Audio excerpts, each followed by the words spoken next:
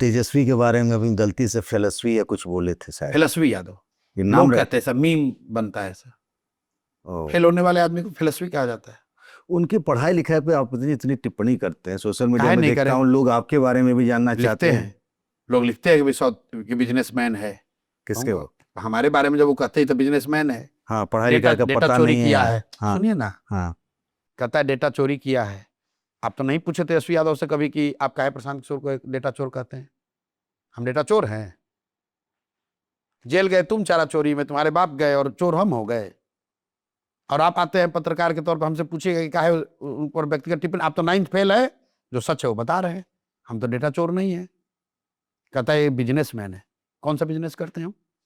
वो तो लोग भी पूछने लगे हैं। अब हाँ। आपको बीजेपी भी कहने लगी है। हाँ, तो बीजेपी कहाँ से पैसा आता है? कहाँ से पैसा 370 आता है? करोड़ रुपया अरे ममता बनर्जी सरकार से सुन ले तो लो लिया। मेरे भाई, दिल्ली आप में CSR फंड का दिल्ली पैसा अरे कह रही है बीजेपी में, ये कह रही है। हाँ, दिल्ली में सरकार है ना बीजेपी की। हाँ, बीजेपी इतनी जोर से क्यों बोलते हैं? डराने के लिए। अभी हमारी सरकार नहीं ना बनी है ना, सरकार दिल्ली में बीजेपी की ना है। हमको तो कोई वोट देगा नहीं, हमारा तो खाली भाड़ा का भीड़ है, कोई वोट देगा नहीं। उसके बारे में भी लोग कहते हैं कि असदुद्दीन ओवैसी के घर पे कोई IT ईडी नहीं जाती। सुनिए तो वैसे ही प्रशांत किशोर के घर पे IT ईडी नहीं जाती। सुन लो मेरे भाई, आप अपना नोशन बनाकर आए। ना, कोई नोशन बना के नहीं सुन तो आएंगे। लीजिए। हाँ, हमने घोटाला कर दिया, गलत लोगों से पैसा ले लिया, लोग के पास इसका सबूत है, तो आपको प्रेस कॉन्फ्रेंस काहे करना है?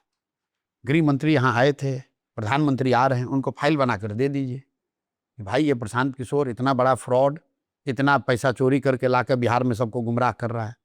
केस कर दीजिए, प्रशांत किशोर को पकड़ लीजिए। भाई आपने कहा ओवैसी पर नहीं होता है, तो ओवैसी को तो इसलिए ना लोग कहते हैं कि ये मुसलमान का वोट काटता है, भाजपा को फायदा होता है, ऐसा उन पर इल्जाम लोग लगाते हैं। हम तो भाजपा का ना वोट काट रहे हैं। लोग तो यही कह रहे हैं, आप भी कह रहे हैं कि एनडीए के नेता घबराए हुए हैं। घबराए हुए नहीं कहा, मेरे मुंह में शब्द मत डालिए प्लीज। क्या बोले हैं? ऐसा मैंने नहीं कहा। अच्छा, क्या कहे? कुछ लोगों का ऐसा कहना कि फिजल आउट हो जाएगा, आज तो वोटे नहीं मिलेगा। अच्छा, जबरदस्ती कहाँ से मेरे मन में डाल दिया? अब कहे तो आप ही हैं, लेकिन अब चलिए, अब आपको ज्यादा इस पे एम्बैरेस नहीं करना चाहते हैं। लेकिन जनरल अभी समझ यही है कि जन स्वराज को चाहे 1% वोट आए, ज्यादा वोट एनडीए का काटेगा, ये तो समझ है लोगों की। तो भाई हम ओवैसी और हम में फंडामेंटल डिफरेंस है।